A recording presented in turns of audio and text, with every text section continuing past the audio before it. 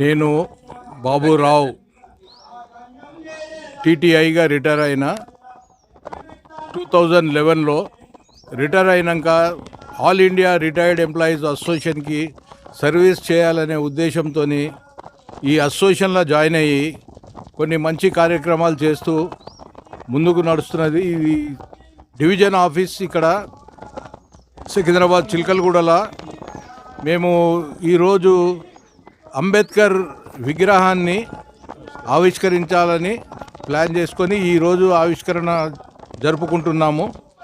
ఇది ఎందుకంటే అంబేద్కర్ గారు మనకు రాజ్యాంగం రాసిన వ్యక్తి. మనకు భేదాలు లేకుండా, రిలీజియన్ భేదాలు లేకుండా మనందరినీ ముందుకు నడిపించే వ్యక్తిగా ఆయనను గౌరవించి మనం ఈరోజు ఈ ప్రోగ్రాం చేస్తున్నాము.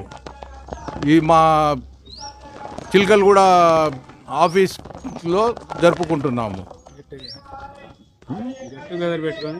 గెట్ టుగెదర్ లాగా మా ఎంప్లాయీస్, మాది ఆల్ ఇండియా అసోసియేషను మొత్తము 350 బ్రాంచులు ఆల్ ఓవర్ ఇండియా ఉన్నాయి. ఇక్కడ సికింద్రాబాద్ డివిజను సెంట్రల్ ఆఫీసు ఇక్కడే ఉంటుంది.